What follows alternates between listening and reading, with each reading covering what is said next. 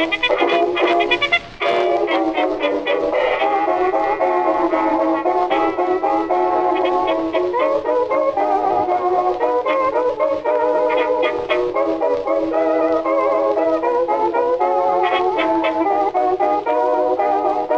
to Orphaned Entertainment, the podcast dedicated to public domain and abandoned media.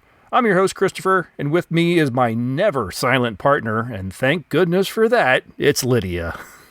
I was really going to just give you dead air. And then you said that, and I was like, oh, okay, well, I can't leave him just hanging. Hello. Hi. Thank you.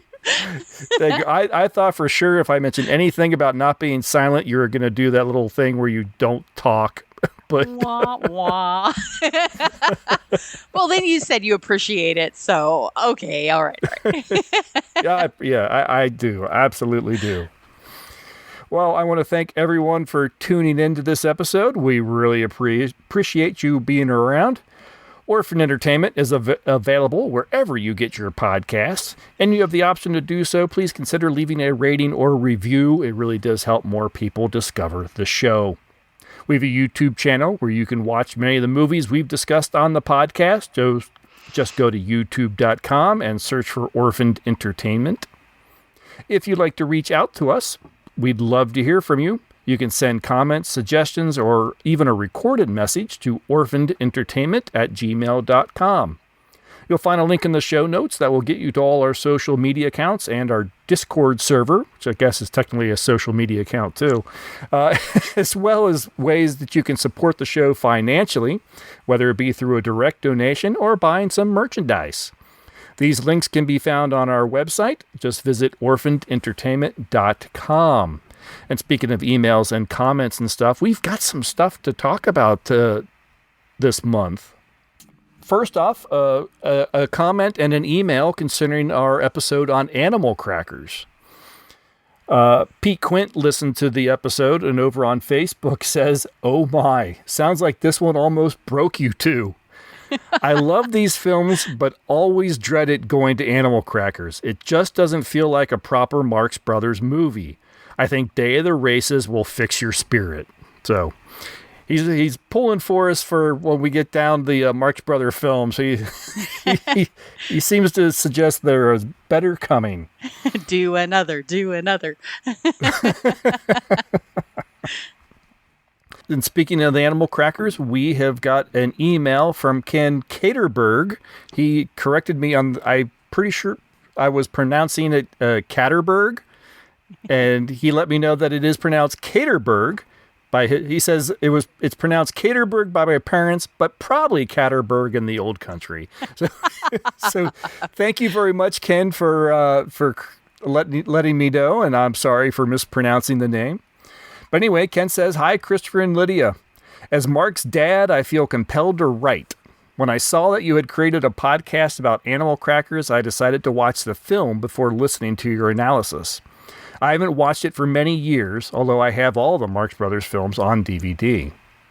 I think it helps to remember that this is a farce, poking fun of things as they were. This is similar to the bizarre events in Monty Python's Flying Circus, the TV show, and now for something completely different.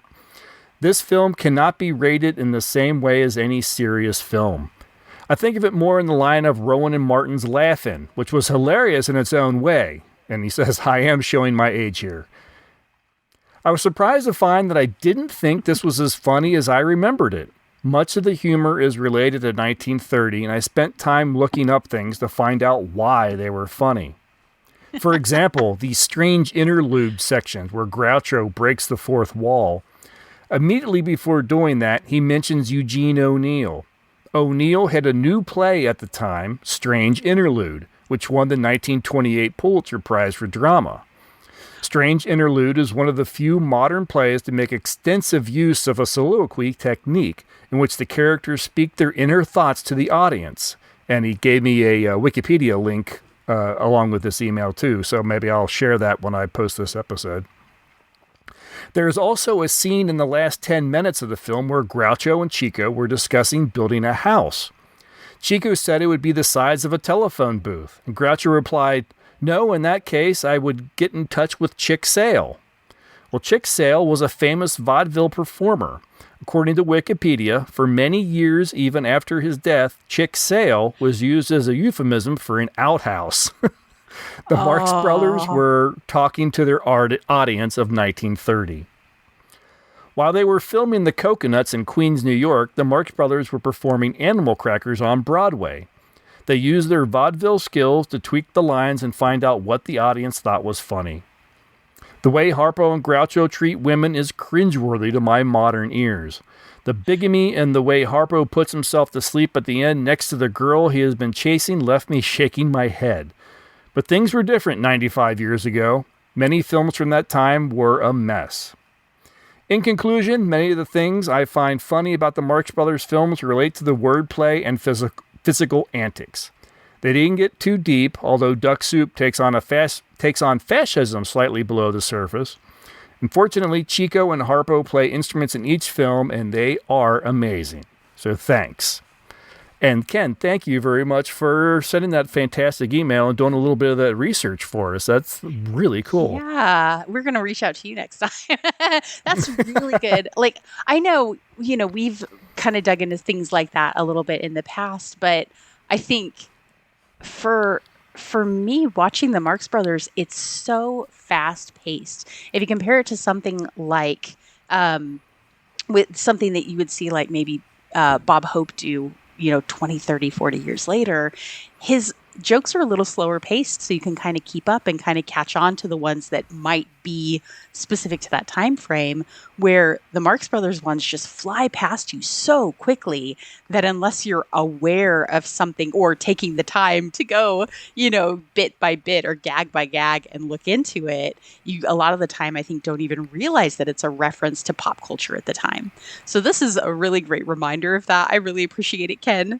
And it's a good little nudge at me to remind me, oh yeah, hey, you can actually pause a movie and write down something and look it up, because I forget that. Like, it's hilarious that we have the ability to do that now, but then I still forget to do it. But these are great pieces of information. Thank you so much for those. Absolutely. And speaking of Ken, Mark, his son, gave us a comment. He reviewed the film Whoopi just recently, and he shared his review over on Blue Sky. He says, oof, looking forward to hearing your thoughts. The musical parts were great, and it's an interesting historical piece due to the color, but yikes for the racism, acting, and awkward slapstick. The blackface that goes on for a long time is not even the worst of the racism. Tough watch beyond that, since it feels like playing to the crowd, including waiting for laughs that aren't there since it's not on stage. Musical numbers and dancing are great, though. So, yes, I think we kind of covered a lot of that when we were reviewing the film ourselves. But, Whoopi. I think we agreed 100% with everything that you said. And that it was an experience. It was a real experience. And interesting to watch. I think, if you're a costumer, that movie is worth a visit because, wow, it raises the bar. Even being as old as it is, it raises the bar. But gosh, if you're a historian, don't watch that movie. You'll just go nuts. I have to admit that while editing and then scanning the film to grab the clips that I wanted to use for the show, I found myself stopping and watching some of the music numbers again. Yeah, they're remarkable. So well choreographed, very interestingly done. But man, the movie as a whole is a little hard to watch. It's an experience, like you said. Yeah. All right. Well, that is all I've got from Ken, Mark, and Pete. Thank you all three for sending in your comments. You're leaving your comments on the social media, sending in an email. We really appreciate it. It's so nice to getting a little bit of feedback and interaction with some with some listeners. Definitely. Thank you, guys. We really appreciate that. So now let's listen to an Ellery Queen 1-minute mystery and a promo for another podcast. And when we return, we will take in 1921's The Kid. Ellery Queen's Minute Mysteries.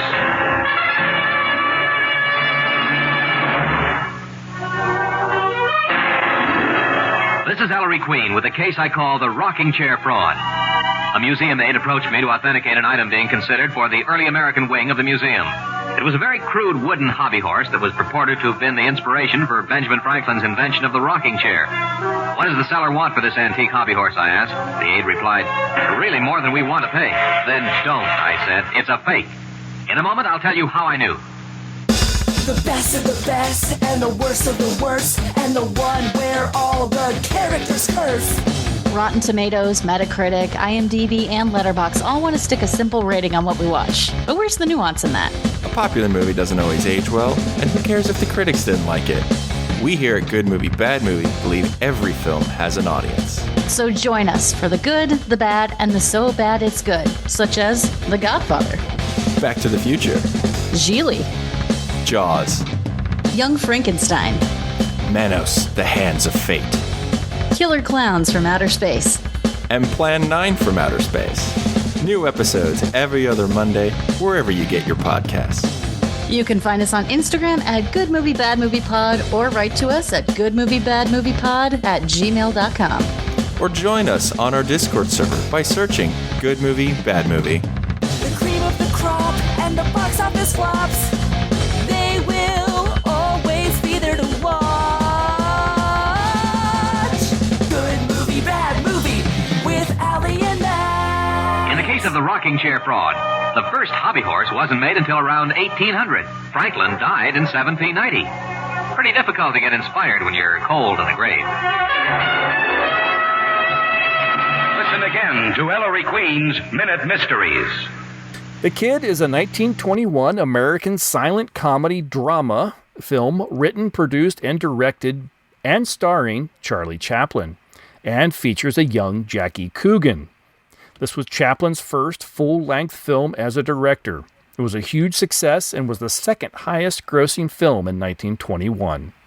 And shame on me for not actually looking up what the first one was. I was just about to ask, well, gosh, what was the first one? I feel like I'm We'll going to see if have we to can dig pause that here. information up by the end of the podcast. Hang on, let me see. The highest grossing film in 1921 was Four Horsemen of the Apocalypse. Oh, well. Huh. Okay. Yeah, that's interesting title. Yeah, okay. I might leave that out because that's just weird. That sounds like a film I'd have to actually have research on to tell you what it is. Yeah. Anyway. In the film, a single mother leaves a charity hospital with her newborn. Afraid of not being able to care for the child, she leaves it in the back seat of an expensive-looking automobile. Unfortunately, the car is stolen by two thieves, and they do not discover the baby until after they have driven the car to a poorer section of town. The crooks leave the baby near some garbage cans and take off. A tramp comes wandering by and finds the child. He unsuccessfully tries multiple times to give the baby away to someone else, but after discovering a note left by the mother asking that whomever finds the baby to please take care of this orphan child, the tramp takes the child to his ramshackle home and devises ways of taking care of it. Flash forward to 5 years later, we see the tramp and the kid have come up with some creative methods to keeping a roof over their head and food on the table. We also see that the mother has become a successful stage performer and the father a wealthy artist. Luck, fate, and weird happenstance begin to affect everyone's lives, and the future of the tramp and the kid together becomes uncertain. Charlie Chaplin was born in London in 1889 to music hall performers. His father was largely absent, and his mother struggled with mental illness, leading to long stretches where Chaplin and his half-brother lived in workhouses and cheap lodging homes. He went on stage as a child, first out of necessity, then as a chosen vocation. Charlie's brother Sidney had joined Fred Carnot's comedy company in 1906, and by 1908 he was one of their key performers. He managed to secure a two-week trial for his younger brother. This would eventually bring him to the United States as they toured North American vaudeville circuits. In 1913, 6 months into a second American tour, Chaplin was invited to join the New York Motion Picture Company.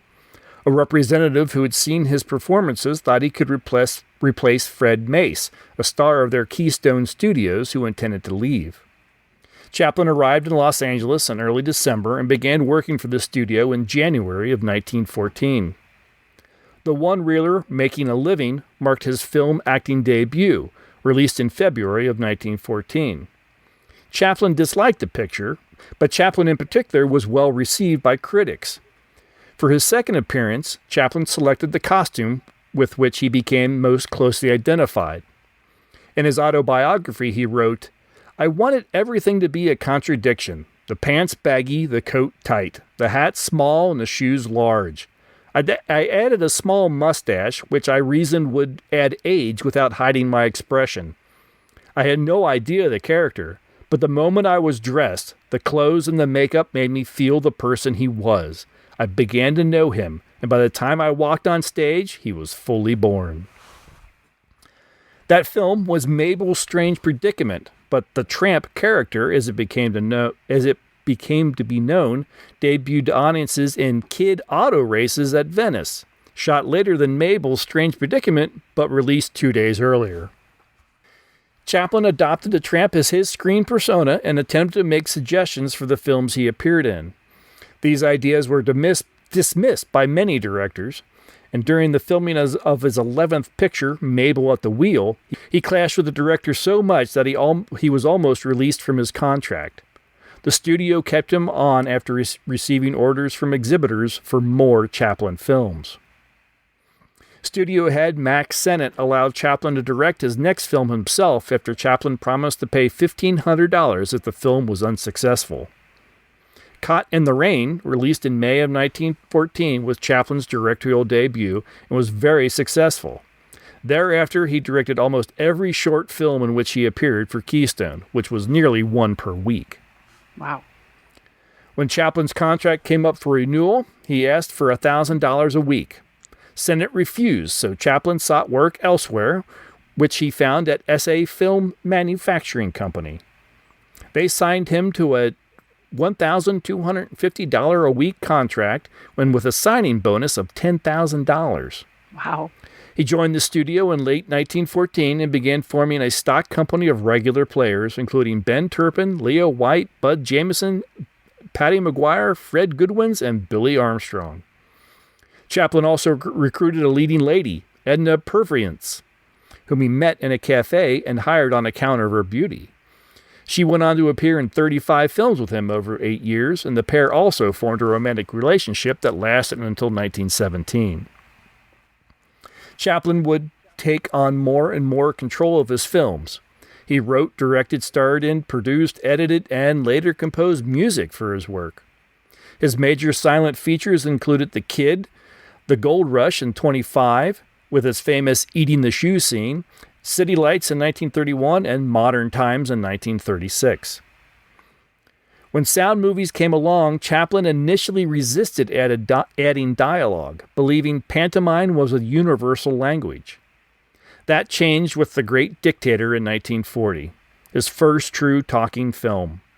In it, he played both a Jewish barber and a parody of Adolf Hitler, openly mocking fascism at the time when the U.S. was still officially neutral. The film ends with a passionate speech calling for democracy, kindness, and human solidarity. Off-screen, Chaplin's life was often turbulent. He had several highly publicized relationships and marriages to much younger women, and those marriages, divorces, affairs, and even the occasional paternity suit began to affect his public image. During the Cold War, his progressive politics and refusal to become a U.S. citizen made him a target of suspicion. In 1952, while traveling to Europe for a film premiere, the U.S. government revoked his re-entry permit. Rather than fight a political battle, Chaplin settled in Switzerland with his wife, Una O'Neill, and their children. He continued to make films, including Limelight in 1952, which was a reflective story about an aging clown. And in 1972, the United States actually invited him back to receive an honorary Academy Award. The 12-minute standing ovation he received was one of the longest in Oscar history. And well-deserved. Wow. Yeah, very. Charlie Chaplin died in 1977, but that didn't keep him out of the news. In 1978, his coffin was dug up from his grave in Switzerland by two men who planned to hold the body ransom in order to extort money from Chaplin's widow. It's horrible. That's really awful, but it's also such a Chaplin type of storyline that it's kind of funny. Like, you can totally imagine a movie being like him making a movie about a couple of grave robbers. That's funny. Wow. The pair were caught, and the body was found buried in a nearby field and returned to the cemetery, this time in a reinforced concrete vault. Oh, gosh. Jackie Coogan was a child vaudeville star when he was discovered by Chaplin and cast him in The Kid. In 1922, Coogan was cast as the title character in Frank Lloyd's Oliver Twist, starring along with Lon Chaney as Fagin. The film was a huge hit and was considered by many critics as the best film of 1922. As a child star, Coogan worked with the Near East Relief, an American international social and economic development and humanitarian organization. He toured the States and Europe in 1924 on the Children's Crusade fundraising drive. And he worked steadily and appeared in several films a year through the 20s and early 30s. His popularity in film extended to merchandise. He was one of the first stars to find themselves on everything from peanut butter to whistles and dolls. In 1935, at the age of 20, he was the sole survivor of an automobile accident that claimed the life of his father, who had been handling Coogan's financial assets. When Coogan turned 21, which was the age that would allow him to take control of his own finances, he discovered his money was being squandered. As a child star, Coogan had earned between $3 and $4 million. Nearly all of it had been spent on jewels, furs, and cars by his mother and stepfather, Arthur Bernstein. Coogan's mother and stepfather claimed Jackie enjoyed himself and simply thought he was playing before the camera. She insisted no promises were ever made to give Jackie anything. Coogan sued them in 1939 and went broke doing so. He actually asked Chaplin for help and was immediately given $1,000. In the end, Coogan only received about $126,000. This legal battle, however, put some focus on child actors and how they were treated and paid, and it resulted in the enactment of the Coogan Act, formerly known as the California Child Actors Bill, which required that 15% of a child's actor's salary be put aside by the employer in a trust called a Coogan account. And it also specified and limited the actor's hours of work as well as set requirements for schooling and time off. Coogan continued to work in film as an adult, appearing in the musical comedy College Swing with then-wife Betty Grable, George Burns, and Gracie Allen, and Bob Hope. He also starred in $1 Million Legs, again with Grable, Kilroy Was Here with Jackie Cooper, and Sex Kittens Go to College with Mamie Van Doren. He served in the U.S. Army beginning in 1941 and returned to film and television after the war, albeit in lesser films and lesser roles. His most well-known part may be as Uncle Fester in The Addams Family from 1964 to 1966, and he also voiced the character in the animated series from 1973 to 1975. He reprised the role of Fester one last time in 1977's TV movie Halloween with the New Addams Family. He made numerous guest appearances on shows like Perry Mason, The Red Skelton Show, The Brady Bunch, Family Affair, Hawaii Five-0, and many others up until his retirement in the early 1980s. Coogan had a long history of heart trouble and hypertension and had previously suffered several strokes. He was undergoing kidney dialysis in 1984 when his blood pressure suddenly dropped. He was taken to a local hospital where he died from cardiac arrest. At his request, his funeral was open to the public and his eulogy was delivered by friend and Addams Family co-star John Astin.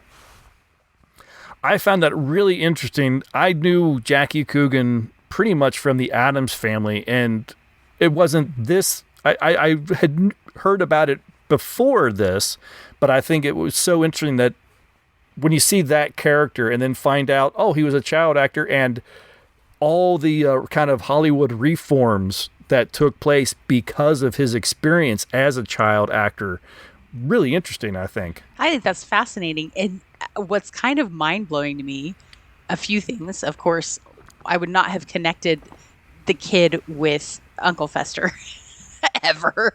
No, not at all. But also, we still hear about child actors or actors who were child actors and are now young adults suing their parents or suing their management over things. And it's mind-blowing to me that even, and of course, I feel like those are very mild steps to take. If you're making $3 million, $4 million to say, well, 15% of that has to be set aside for the kid is just mind-blowing. We don't even have to say that, wow, for a parent to do that to their child is hopefully hard for most people listening to this podcast to comprehend. Certainly is for me. But it's just amazing to me that it's too bad that he went through all of that. It's amazing that that was then used for a lot of good reform. And it's too bad that that reform has still not been enough to protect kids that are in Hollywood. So it's just interesting. And without going too far and too dark with all of that, I hope that maybe at some point we'll do better. Yeah, I hope so. I also wanted to point out that the brief history I gave of Chaplin is really just scratching the surface, and there is a lot of darker elements to his life, shall we say, particularly with his choice of wives. Paulette Goddard, one of the most beautiful women ever. He was married to her. I didn't realize that he, along with Douglas Fairbanks, Mary Pickford, and I've got the wrong name in my head.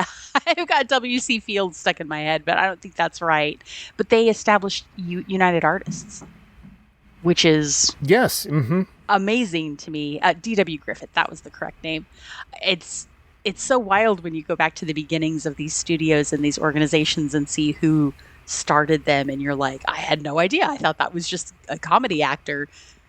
But it's going to be fun when we start actually talking about this movie, because of course there's a whole lot of other features to talk about. But it's just amazing to me, the depth at which Charlie Chaplin was involved in Hollywood.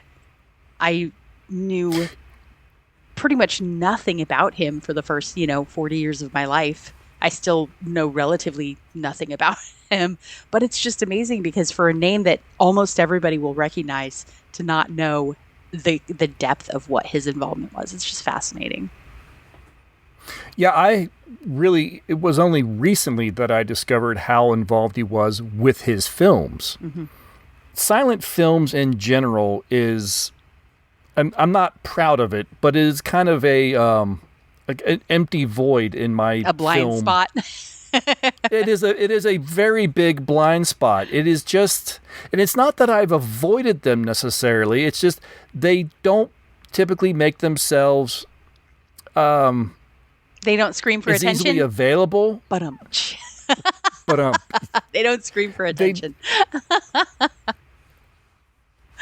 They are not the films that found their way quickly to like home video formats. They do not find themselves in your streaming app of choice and the at the top of the list.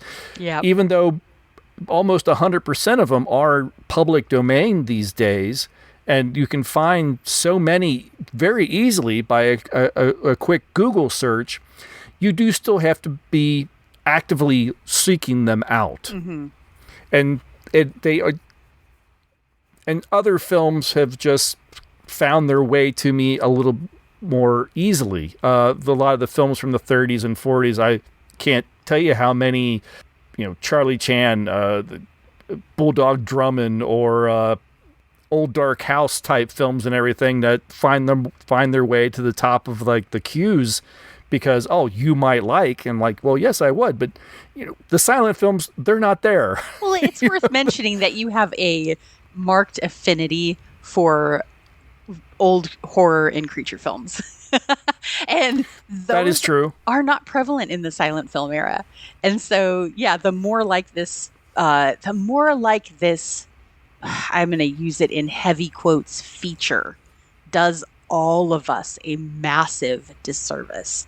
The You Might Like or the More Like This, we miss out on anything that doesn't almost match one-to-one with something we've watched before and given a thumbs up. And it's let's not get deep into the conversations about all of that kind of stuff, which I'm sure we all have very strong opinions about. But to me, the biggest tragedy of it is we are losing massive pieces of culture because we're only seeing an extremely narrow band of recommendations at this point. And there's so much out there, this film being one of them, that is worth visiting. And we are not going to be recommended to see these things or to look into them if we're relying on our modern technology. It is doing a great job of weeding out anything different from what we're used to looking at. And I'm concerned for the longevity of, it's so funny, we're coming into an era where suddenly all of these old films are now in the public domain, and they're actually at real risk, I think, because of this particular trend. So, not to get like super heavy on you guys all of a sudden, but I think it's worth thinking about, hey, how are you still, now I'm like on a soapbox. Am I still just looking at More Like This, or is there actually stuff out there that I should just be actively seeking and not relying on a recommendation from some app, which doesn't really understand cultural value or my personal taste? It's a weird problem to be facing, I think. Yeah, I think there is definitely a forced misunderstanding that a curator of these apps or whatever will go, well, no one's interested in these films. Mm-hmm. But I'm like, well, are you sure? Because you never tell anybody, you never suggest anyone go watch them. Exactly. And so they could take films like this, or even many older talkies, and just kind of shove them to the back, thinking, well, no one ever watches those. I'm like, have you asked? Have you suggested that someone might watch them to see if they might be liked? Yeah, the era of Turner Classic Movies and of American AMC, which are AMC, is that right? Am I saying that? American Movie Classics. Yeah, I was like, wait, in the high point of those being in the 80s and the 90s were what were reviving these things that we are beginning to be able to review for you all, and that will in the future continue to become available. Though that period is completely gone with streaming, and I'm not saying streaming is a bad thing before people get up in arms, but it is, in my opinion, a tragedy that there is not something catering specifically to classics that is accessible and curated. And it's not, because I saw a statistic the other day that we are putting out as much material that you can watch as video material in whatever format, YouTube, movies, whatever. We are putting out as much in one day, as was being put out in a year previous to this time period. And so it's impossible to keep up with what's being put out now for our consumption. And that is easily crowding out everything that has been created in the past. So not to like jump into an ad for Orphaned Entertainment right now, but I think, we're not Luddites. We're not saying, oh, nobody should ever make a movie ever again. But I do think that it's going to become very important to be more intentional about watching and recommending this type of film, because it's going to be very easy for it to just get crowded out and lost a second time, which would be, whoa, that's a heavy thought. Tragic. About. Yeah, absolutely. And I've kind of surprised myself with the few silent films that we have watched here on the show, how much I've enjoyed them. Mm-hmm. Least of the ones that we've covered, I think I've enjoyed every single one of the silent films that we've covered. We haven't even talked about this one yet. Yeah, exactly. I know. I think that's something that we as a show, after being around 13, 14 years, we should have been watching more of. I think I fell into the trap of when I'm doing these edits, I enjoy putting in the clips of the scenes we're talking about and the lines that we enjoyed or we didn't enjoy or whatever. And I like sharing that with people, hoping that might entice people to go and check the entire film out and everything. And obviously, you can't do that with a silent film. And so I think I've purposely avoided doing more silent films, and I think that's been a disservice for myself, for you, and maybe for our listeners, and for what the show is really kind of what we kind of claim is to be kind of our goal, which is to bring some awareness to some of these films, and here we are ignoring the huge swath of them. Yeah, or passing over them. I think you're exactly right that it's a blind spot. I know that we've in the past, long ago, early days in this podcast, talked about how do we even cover a silent film? Like, what do you talk about? And I think the blind spot of not knowing like the depth of some of these films, like just not even being able to say, gosh, the ones that we've covered, we've talked so much about like these meaningful moments and the themes and the depth of the acting, and without having seen a silent film. And I love when people tell me I don't like black and white films, they're boring. And I'm like, what are you talking about? And a lot of the time they think all black and white films are silent films. And we assume because there is sound, by the way, there's no spoken dialogue, but because we assume that there's no spoken or that there's no sound, we just assume it's boring. And without having exposure to that, it was hard. It was definitely hard for me to say, no, this one and this one are definitely worth covering. And so I think you're exactly right. We have done a disservice. It has not been intentional, I don't think. But now getting into these movies, and this movie, man, guys, this is going to be fun. This movie is an excellent example of this. Once you start getting into them and watching them, and in today's society, it is tough to watch one of these because you have to watch it. Like my first watch through, I missed so many plot points because I, was multitasking, trying to get through my day doing whatever.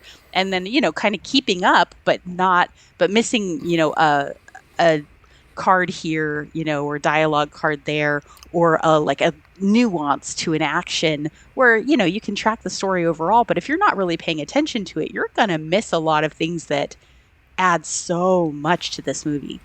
And these were made for captive audiences sitting in a dark room with just a piano playing, and they had nothing else to look at. They didn't have their cell phones going off and their kids running through and somebody, interrupting the movie every 5 minutes with a commercial. They just sat and watched it. And for that reason, it had to be interesting. It had to be captivating. If it wasn't, people were going to get up and walk out. And the attention span is really an issue for us modern people. The ability to sit still for 10 minutes is something that we're quickly losing. And these movies require that. Now, you can obviously pause it, go do something and come back. But once you get into the movie and you're really watching it, I, at no point during my second watch through when I was really paying attention, was I like, oh, I really just want to get up and go do something else.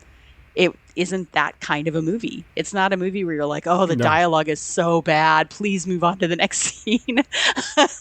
It has to keep your eyes glued to the screen, and it does a good job. It is silent films are or can be a hard sell to modern audiences because it is not something that you can do the second screen. Like you said, you can't be playing a game on your phone and just listen along. Yes. to the silent film. Yeah, I watch a lot of, recently especially, I've been watching a lot of anime. You guys may not know this about me, but I lived in Japan for a couple of years, speak a little bit of Japanese, and I find English dubs of any Japanese film, anime, TV show incredibly grating. I cannot watch English dubs. I can't. it really bothers me. And I run into the same issue where if my Japanese is not good enough to listen and do something else. I have to watch the screen. I have to read the subtitles. I can get nuance and translate occasionally for something that pops up. My husband say, "Oh, that's not really what that means," but I can't track all of it. My language isn't good enough. Watching a silent film is remarkably like watching something in another language with subtitles, because it's got subtitles. The voice acting adds so much to it. There's so much nuance and inference on one level, but it also detracts the need for the visuals to be really good and meaningful. And in this film, we start off with it starts with the woman as the title, or the title card. I keep saying title card. That's the wrong phrase. But on the card, and we see this woman, and then it says, whose sin was motherhood. I love that line. And I know I'm talking about the title cards and not the movie, not the acting, but I love that line. They don't say her sin was sleeping with somebody. It was infidelity. Her sin was, immorality. They say her sin was motherhood. And it's like, wow, yeah, because if she hadn't had this baby, she wouldn't have been caught, right? The world doesn't judge her because she was sleeping with somebody she's not married to. The world judges her because she had a baby from it. It's just the first minute of the movie, and you're like, oh, that's meaningful, right? Just for the reason that the director, decides to say motherhood instead of pregnancy or any of those other options. And we see, her being very despondent. She doesn't know what she's going to do. And at first it starts off and you're kind of like, 1920s acting, but actually it's not over the top. Her expressions aren't over dramatic. They are, I think, of the time. But then we see her walking along, and there's the scene. I know you're going to want to bring this up. You're going to be so mad I did it first. But she looks over and sees this very young woman marrying this much, much older man who seems to be very rich. And this young woman looks very depressed in her wedding dress. And the mother is looking at them, and they go off together. There's this moment where the bride drops some flowers, and as they start to walk away, the groom steps down and crushes her flower under his heel. And I've gotten chills just talking about it.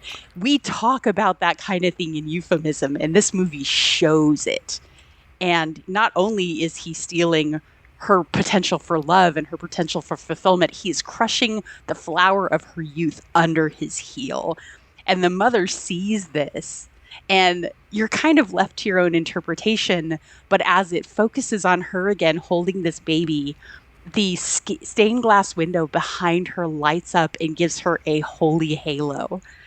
And it's just incredible. It's the imagery is so good that you're like, wait, and yeah, the shots are a little bit drawn out. The title cards are held for a little bit longer than we need them to, but this is made for an audience that isn't used to Marvel movies.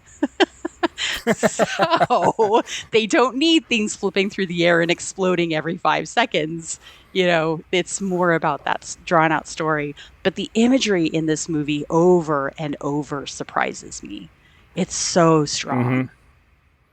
Oh, and I think this is a film where you could probably watch it a dozen times and pull a little bit more out each time. You mentioned the stained glass and how it glows.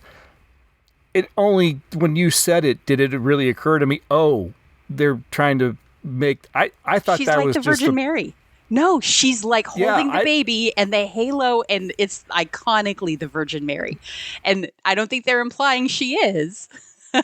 Yeah, I saw that, and I saw it happen, but for some reason, I couldn't quite grasp that was really, truly intentional, or what they were trying to say with that. Definitely. And I love it because, it says her sin is motherhood, but then without telling you, it reminds you that Mary also had a baby. And in this, of course, in this era especially, that would have been incredibly powerful for people that are like, well, she should have just gotten married, or she should have this, or she should have that, to then see the girl who is, quote, doing it all right, unquote, and then see her in contrast and have that halo. Oh, it gives me chills to think about it. It's really powerful imagery. So 2 thumbs up, Charlie Chaplin. Wow. Phenomenal directing, sir. Very well done. We also get to meet the man who is the father of the child. He's a struggling artist. What do you think of his scene, his first scene anyway, where he's got like the photo of her and he accidentally knocks it down into the fire, and he tries to and he goes and saves it from the fire, and then just pretty much shrugs it off and just tosses it back in the flames. Yeah, it is interesting. So that plays in a little bit later, and we don't really understand at this point that, well, I guess technically we never really understand whether he knows his hatter is going to have a baby. We don't really know. And so I think we're left to assume he does. I think we're left to assume any woman in this era that is going through this, unless the guy is really horrible, is probably going to go to him and say, hey, could use a little support here, please. Are you going to do the right thing? And this is a guy who has chosen actively not to do the right thing. So at least, I think the audience at this time is expecting that she would have done that. And for him, obviously not to be married to her at this point. He's somebody that has not only just denied her, but now we're seeing him actively throw her, like just cast her to the flames. And so I think it's a very deliberate choice. I kind of was a little confused at first because even though it says the man, I didn't really know where this story was going. And so I wasn't 100% sure right away that he was supposed to be the father of this baby. But yeah, so I think that probably was fed into by me being slightly distracted while I was watching it the first time. But overall, I think it's interesting that they chose to even introduce him in the story, because they didn't have to. And he doesn't come back later and sweep her off her feet. I don't think I'm spoiling anything by saying that. There's an initial question to, is he going to come back and do the right thing? And he doesn't. And yeah, sorry, you asked my opinion. I think I've shared it. I'm curious now. I feel like you had a strong opinion about it. What was that? No, it wasn't a strong opinion. It was just, it was very much the difference between how they portrayed her versus how they portrayed him. How through everything, she is beside herself, trying to decide what in the world she's going to do with this new baby. How is she going to raise this? What is she going to do with her life? All this is in her face and in her actions as she's going through. And the man is, oh yeah, that girl I knocked up. Well, that's over with. And, tosses it to like you said, just throws her aside. Yeah. What seems very easily. You get like only the briefest pang of regret, and then, well, my friend wants to go get a beer, so I think I'll head out. Yeah, and that's how I took that scene. Yeah, no, I think that's how you were intended to. I think that it is, thanks Ken for reminding us that movies are made for the audiences of the time. And I think that people of this era would have seen that and been like, oh, what a jerk.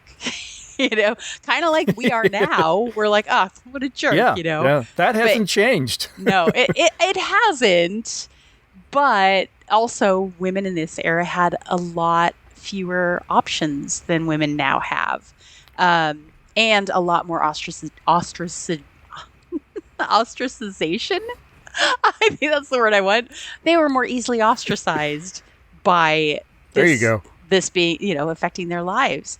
And so, especially in this era from this movie, yeah, that was a big deal. Like for a man not to do the right thing. That tells you kind of a lot about who he is in this era.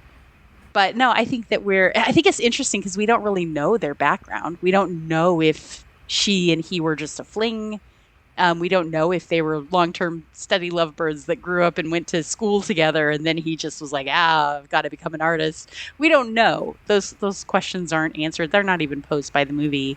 I think it's more, I think it's an interesting choice to include him because he's not part of the resolution of this story. And so from here, she, not knowing what else to do, I love this. She puts the baby in a very nice vehicle outside of a mansion. She sees this car parked, and she's wandering with the baby, wandering with it, and then she's like, "Oh, this is an expensive car outside of a fancy house. I will put the baby here. Surely these people will take care of him." And I don't know if we see her write the note, but she leaves a note with it. No. Yeah, we never do. We don't see the note until much later. Okay, so she does leave a note, it turns out, claiming that the baby is an orphan, which is an interesting choice, and which later raises questions for me. So she leaves the baby in the car, and then the car immediately gets stolen by a couple of rough-looking characters who, when they realize there's a baby in the car, go, "Oh, crud." They don't realize that it's not the baby of the owner of the vehicle, right? So they just, go off into some dark alley and drop the baby. They place the baby carefully by some trash cans, which is horrible, but also what they do. And then they run away, right? And then through this whole, and then it through this, and then it cuts to the title card of his daily, what is it? It's not walk, but it's like promenade, his daily promenade. And you don't really know if they're talking about the tramp or if they're talking about the baby, because he finds this baby and pretty quickly tries to put it back down, but a police officer walks up, so he has to pick it back up again, and he sees this pram where there's another baby already in this huge pram, and the lady who's taking this baby in a pram for its daily promenade, she goes up some stairs. Apparently it was a much safer time in 1921. You could just leave a baby outside of a building and it was all right. This happens more than once in this movie, by the way. And so the tramp places the baby in the pram, like, okay, two babies are as easy to take care of as one, and he starts to take off, but the nurse or the mother, whichever it is, runs out and is like, "What are you doing leaving a baby in my baby's pram?" And he has to take the baby back. I actually love he places the baby in the thing, and then when the woman comes out, he's like, "You dropped something." Yes. And that's one of the things I missed the first time. And then I was like, oh, that's brilliant. Because I missed that a little. It goes pretty quickly. And then he ends up, I love it. He takes the baby and he sees another man walking, and he looks down at his shoe, and you can tell he's like, "Oh, I have something on my shoe. Here, will you hold this baby for a second?" And pretends he's going to scrape something off his shoe, then just runs away when the guy's holding the baby. And that guy takes the baby and puts it back in the same pram and then runs away. And then the tramp is walking by in a little bit, and the lady comes out, sees the baby in the pram, sees him walking by, and is like, "Get this baby out of my pram," and all of that. And then the cop comes up, and he ends up with this baby, sits down on the curb.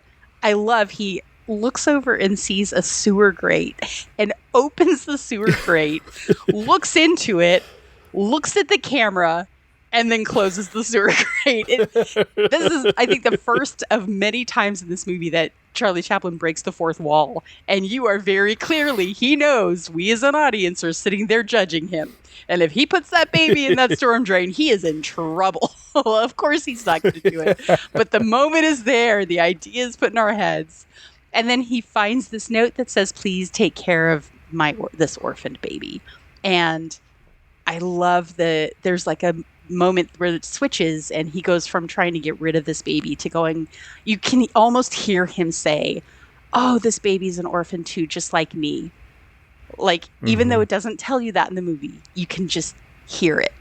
And he just switches and is like, "I wish somebody had taken care of me. I'm going to take care of this baby now." Oh, I'm get all emotional. And then he goes home to his tenement, which is what I will call it.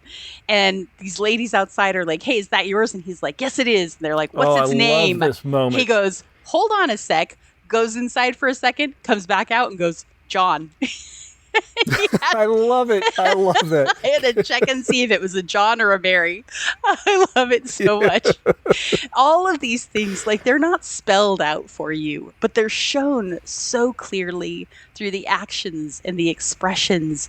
Like I said, like, it doesn't say, you don't get a title card that says the tramp was an orphan too. You don't need one because you see it in his face, him going, oh man, whether he was or not, you see that change in his attitude. And it's so well presented. It's better presented than you see in a lot of movies these days. And I'm going to point at you, Hallmark. Darn you. I'm calling you out, guys. Go to the Charlie Chaplin School of Acting or of Directing, because this is really, really well done. This is really, really high quality. I have to think, the old adage, show don't tell, I think must have originated in this era of filmmaking. Well, because that's the option you had. That's it. Exactly. You didn't have the ability to do this long narration of what all was going on. You had the length of a title card before people fell asleep in a dark theater. That's it. And yeah, you had to show what was going on. You didn't have the dialogue. This isn't Shakespeare. You couldn't have Shakespeare at this time. The technology didn't exist. It wasn't that people were just choosing not to put audio on things. They literally, the technology didn't exist. We barely had like phonographs at this point. Well, I guess we had phonographs, but we barely had records at this point. Maybe not phonographs. Anyway, all of these things are, even still photos weren't like popping up as much as we think that they were at this time. This is an incredible technology for this era.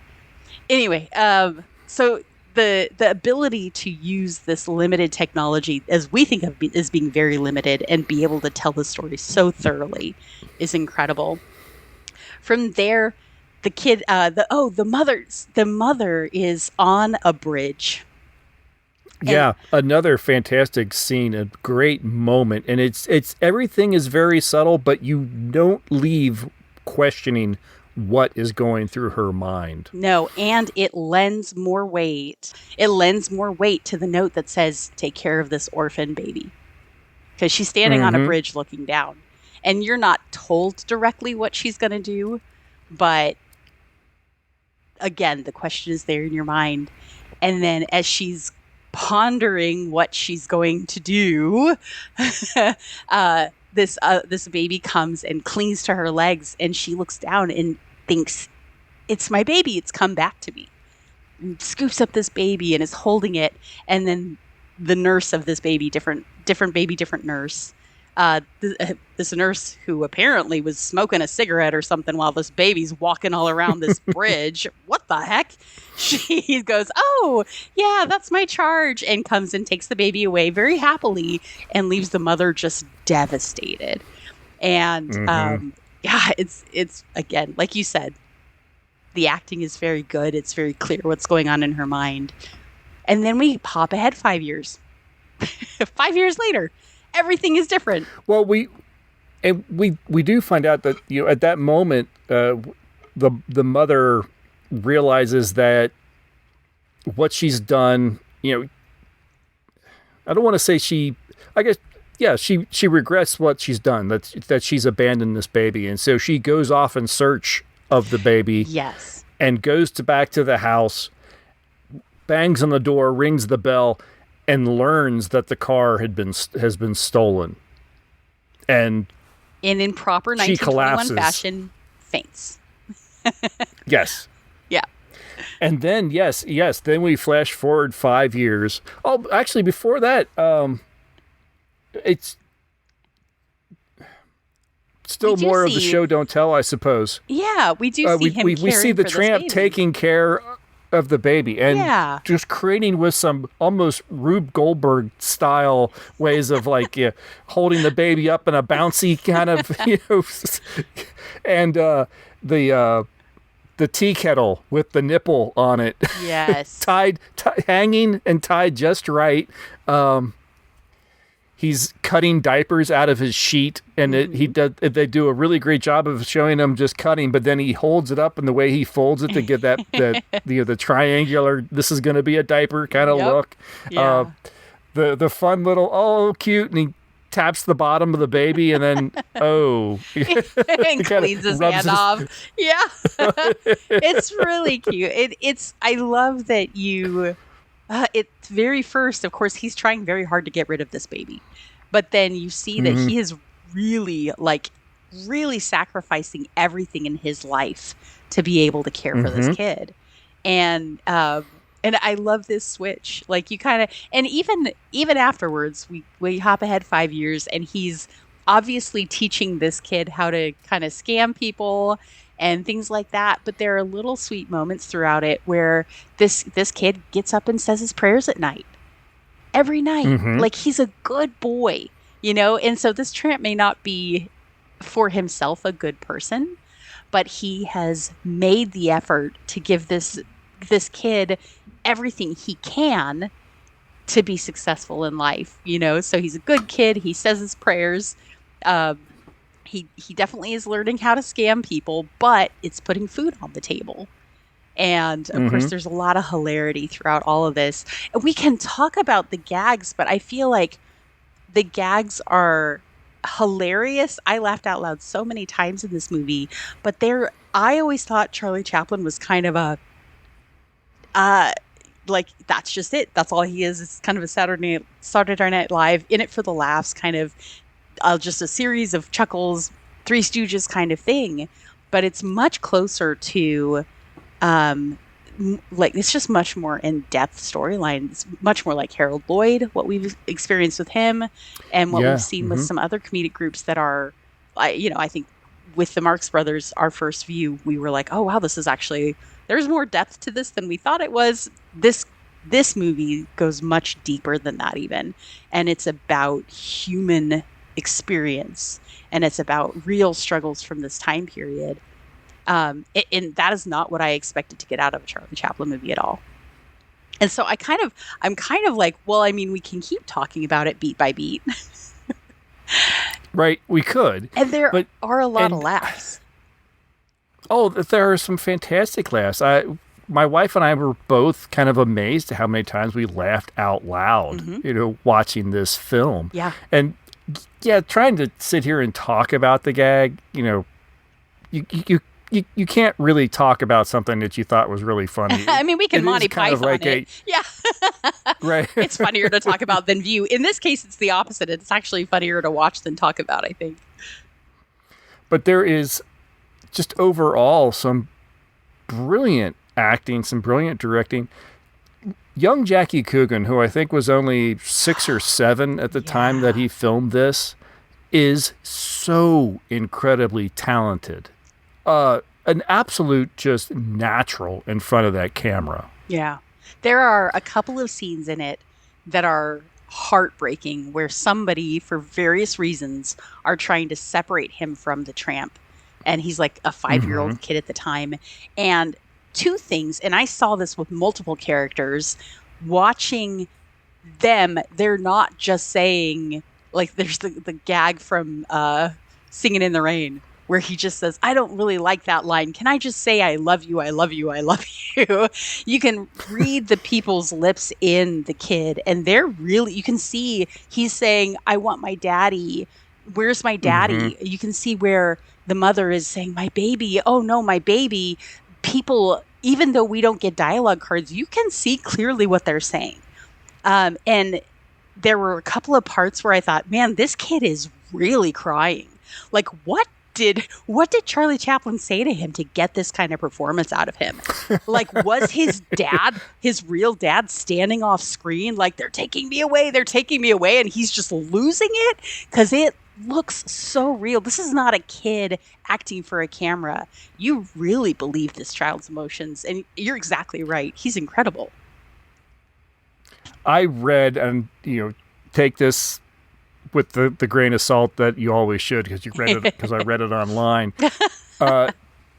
Jackie Coogan Sr. was on set. He actually appears in the film in a few different roles, But supposedly he actually, to get Jackie Coogan to cry, he told him, like, no, you actually have to really cry or I will send you off to the orphan house. Oh, no. Oh. Well, it sells it. It is heartbreaking to see. I believe his acting over the mother, the actress that played the mother, because she does an excellent job of conveying these emotions, but she's conveying emotions. He's really having the emotions, and he's so darn cute at different points. Like, I am not a person who looks at all children and goes, "Gosh, kids are adorable." I'm just not really like that. This kid is so freaking cute. He's so cute. He is. His little mop head and his little so cute and his little smile. Yeah, when he's like happy to see, he like bounds up and jumps at his, he's so cute and he and Chaplin are. Oh, and he and Chaplin are so good together. Their chemistry is amazing. Apparently that chemistry carried on off the screen as well. There's a lot of historians and film historians and biographers of Chaplin and everything that really felt that I think Chaplin may have actually just recently lost a child prior to this, and that he was maybe channeling a lot of, well, this is what it would have been like if my child had lived, sort of thing. And also a little bit of working through a lot of the fact that his father wasn't around and didn't do this kind of stuff with him. And, this is how he wished it had gone for his childhood. So they really feel like he kind of found something with Jackie Coogan, a connection that he could kind of work through a lot of these issues that he had at the time. Yeah. And so, the two of them apparently had a great time, and as I said, they had a friendship through their entire life, to the point that when Jackie Coogan needed help, Chapman's like, "Hell yeah, here's $1,000." Yeah, I love that. That's amazing. These two, I could keep watching this movie all the way through the kid growing up. It's so good, and their connection to each other, even when. I kind of don't want to give away the end, guys, because I really want you to go watch this movie. I think even at the end, where it seems like fortunes are going to change for the better, at no point am I upset about the end of this movie. It raises some questions for me, but that's because I'm living in 2026, not 1921. 105 years later, things have changed a little bit, but I want this movie, I want this connection between these two people to just keep going on, and I feel like I can watch it forever. I think it'd be phenomenal to see what happens with them, what they do the next day, what happens when he's, older, because the movie is just this time period. 5 is the oldest we get to see this kid. But I think it's just so much fun. The two of them together, the hijinks that they get up to, the way that they play off each other, and there's a lot of bum kicking in this. It's hilarious. There's a fist fight between two little boys that is not handled like fights are handled in movies today. It is delightful. I am not a fan of fighting in movies, and I could watch these fight scenes over and over because they are so funny. They're just so well done. And I love that you don't feel like the end of this movie comes out of nowhere. They tie everything together very well. They kind of draw it out and thread it all together. And there's very, very little in this movie that I feel doesn't fit and doesn't have a place, even to the point where at some point the woman and the man, now the famous actress and the famous artist, meet. And the way that they handle that, I love it, because they eventually end up talking together. And instead of a title card saying they talk about the past, you see it kind of fades out, and then there's this book, and the book is titled The Past. And they open it up to the page of regrets, and they start leafing through. And you don't get told exactly what they say. You don't get told like what the solution is, but the visual representation is so clear. It's just beautiful. It's just beautifully done. There's very little in this movie that I think doesn't have a place, and the parts that I do feel like that are because I'm who I am, not because the movie is fundamentally flawed.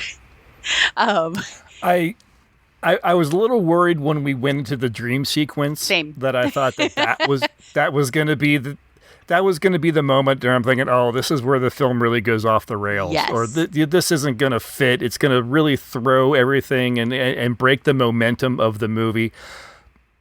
But I didn't feel that way by the time it was done. Yeah. I got a big kick out of that. I enjoyed, all the characters that we saw throughout this film kind of come back as sort of different roles, angels and devils in this this dream. Dog. I There didn't is even some get the dog until just now when you said that. There's the little dog with the wings.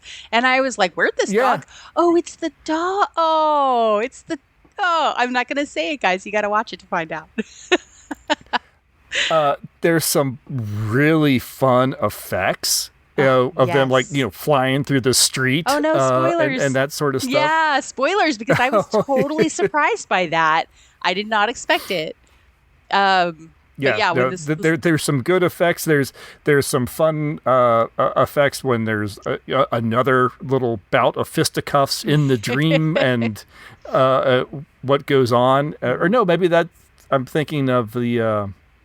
Maybe I'm thinking of the first fight, but no, it's just throughout the film. Yeah. There's some fun little effects that you're not expecting. Yes. Yeah. Totally. And there's some great gags. Like I said, we're not going to sit there and talk all about the gags, but there's a few gags where, when we've talked about this before, where we've seen that joke done, but we've seen that joke done 50 years later. Yes. And here it is in 1921. And you're like, maybe it's not the first, but it's certainly the first that I've seen of, some of these gags. Yeah. And it's so neat to see. And you can't help but think maybe it's the first time it's appeared in film. Maybe it's a gag that's been done on vaudeville a million times. Yes. But obviously we can't see that. We don't know. So there's a really good chance that in some instances, it's the first time this gag's been seen on film, and then you get to see that gag done years later, 100 years later, and even in movies made today. Mm-hmm. But and done it's like, brilliantly. And here it is. Yeah, done brilliantly 105 years ago. What I keep thinking of, and it's such a minor thing, but he's talking to this woman and he takes her arm and puts her hand on his shoulder and she moves it away, and her husband standing in the window behind them puts his hand on his shoulder, but he thinks it's still her hand. The whole result of that is so funny, and it doesn't last very long, but man, it's hilarious. Everything in here that is meant to be a joke lands. And we've had them where we've had movies we've reviewed where they've set up the joke and you saw the joke coming, and then the joke happens and you're like, could have been funnier. And I don't feel like any of that happens in this movie. I feel like every joke lands. And it's delightful. And it's timeless humor. Just like with Ken and his talking about animal crackers, that so many of the jokes you had to be in 1930 to get it. Yeah. If you know, you know. This film this film predates that by almost a decade. Yeah. And there is nothing in this that people today watching it wouldn't get. Yeah. It's very universal. So in a way, Charlie Chaplin was right. Pantomime is the universal language, but it still has to be done well. And in this case, it really is, I think. Yeah. I mean, Charlie Chaplin has been called, groundbreaking and, one of the greatest comedians or comedic actors and everything of his time. And you hear that kind of talk about a lot of different people, and you've gone back and you've watched it and we're like, yeah, he was kind of funny, whatever. I do feel like that maybe those monikers truly do fit Chaplin. Yeah, it's incredible. I definitely feel like I want to reserve judgment until I see some more Chaplin. But knowing Sure, absolutely. yeah, knowing he directed this, and of course, I have learned in the past few years that he was a very well-known actor and director and very well respected as a director. But seeing this and seeing how intentional everything is, nothing feels like, and I'm sure that there were happy accidents that happen in this movie. That happens all the time, but it feels like all of this is very intentional from the very beginning of him walking up the alley and dodging debris being thrown out of a window and then just having another one dumped on him out of another window. From that moment on, everything in this movie, and really from the very beginning of the movie, everything feels very intentional, not in an uncomfortable, clunky way, but this was really well planned out and everything fits the way I feel like it was supposed to fit. So, we've seen some movies where we've come to the conclusion that the director was at fault, where, man, I've seen this actor do this incredible. I can see how this storyline would have been phenomenal and the dialogue's good, but dang, everything about it's wrong. And, attributed that to the director. And I think this is a movie that could have fallen flat on its face. It does have a little bit of awkwardness in some of the timing and some of the pacing, but that is from a modern perspective, not from the story that's being told, just from us being modern people used to things moving very quickly. I don't feel like it was something that was a poor direction. I feel like I can't think of anything in this movie, with one minor exception, that I feel like maybe wasn't the best directing choice. But again, I think that's my personal opinion and not necessarily hard and true fact, which is kind of why I'm avoiding talking about it. All right. No, fair enough. Well, let's go ahead and put some ratings on this because we've already talked about this film longer than the film actually is. Well, yeah. Yeah. For me, I mean, this is an easy 1 Othel. I'm kidding. It's an easy 5. Obviously, it's just seeing a movie of this caliber is really satisfying. And I think knowing this is Charlie Chaplin's first the full-length directorial. I'm not sure that was even a word, but I used it. Knowing that and seeing the chemistry between these characters and the quality of the acting given this era and the storyline in total, this is such a satisfying movie to watch. And, this is, I think, a masterclass in directing, writing, and acting. I think the only thing you're not going to get huge value out of in this movie is the dialogue. I will agree with pretty much everything you said. It's absolutely a 5. This is a must-watch for any film fan. Regardless, if you've never seen a silent film, this is a great one to jump in and watch. This would be fantastic. Watch this with your kids. This is a great movie to watch with your kids. You can talk through it. It is so good. Doesn't matter if they make noise. Right. It is so good at conveying what is happening on the screen that, and you sort of hinted at it earlier, despite the fact that you don't hear anybody saying anything in your head, you're hearing the dialogue. Yeah. Absolutely. There's many moments when you are hearing everything that is being said. You know exactly what they're being said, even though you can't hear anything other than music. Mm-hmm. And it's astonishing. And it's fantastic. I think we need to mention the music in this too. And I only watched the version that we have posted on Orphan Entertainment's YouTube channel. And I don't know the history of the music on that particular version, but it's... Right, no, nor do I. Yeah, it's really good. It's only piano, which is how it mostly would have been presented originally. Most small film houses back at this time would have had one instrument. It would have typically been the piano. And I think at this time they would send sheet music around with it. If this is the original sheet music, man, they did a bang up job. If it's not the original sheet music, I almost said that wrong.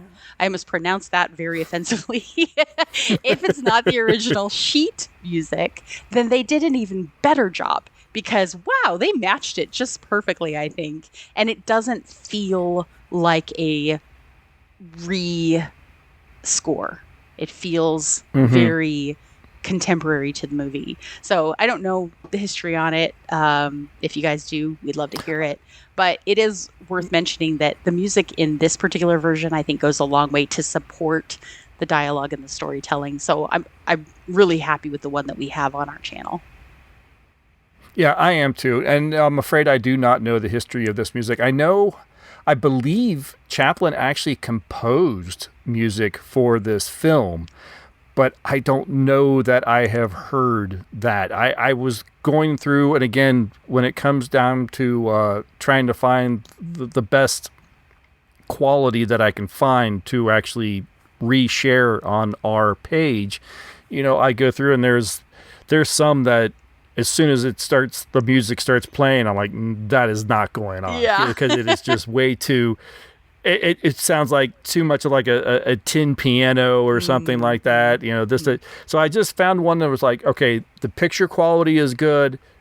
This music isn't annoying. It seems nice. It may not be, for whatever, but that's the one I chose to use. And I am very happy with it. Yes. Is it the music that was intended to go along with it? I do not know, but it works. It works well enough. It does not detract. It doesn't distract, which is all I'm really looking for. Yeah. And that's, I think, a hard thing to do. So we don't talk a lot about people who restore film as a hobby.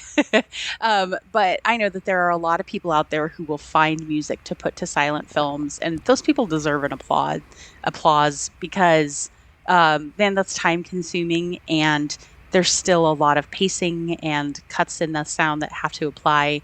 And it is such a service. Like, it sounds really funny to be so somber about that, but I really appreciate it. The alternative is that we have all of these old silent films actually silent, and that would be hard to watch. So thank you to everybody that does that. Whether or not you ever hear it, I appreciate it. And yeah, so the kid gets 5 Othels from both of us. That's a sweep rating.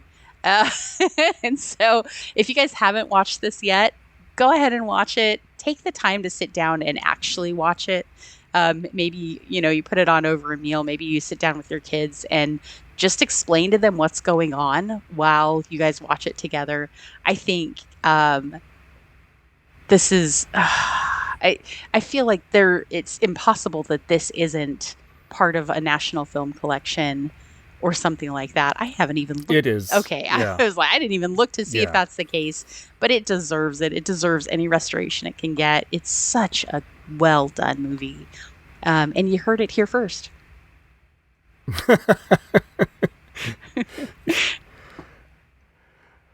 All right, well, that'll do it for this month's episode. Ken, Mark, Pete, thank you again for your comments and your emails. Really appreciate it. If anyone else would like to do the same, again, follow the link to all the social media sites or send an email to orphanedentertainment@gmail.com.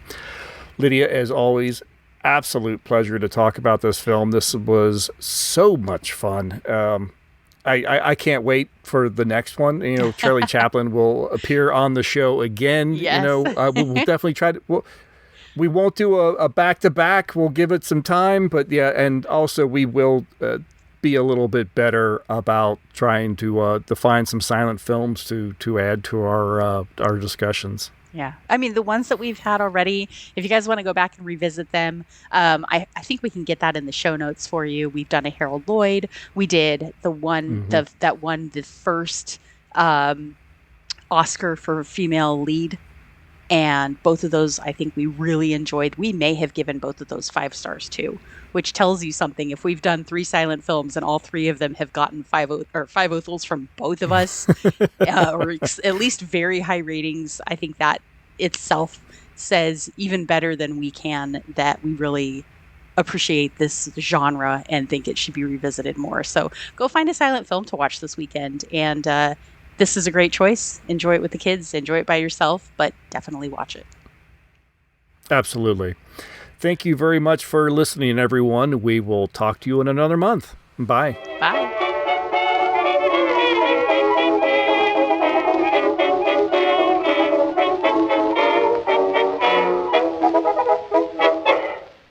I always wonder if I just like go off on this random diatribe on my own sometimes. Was I making sense just then, or was I just babbling? All right.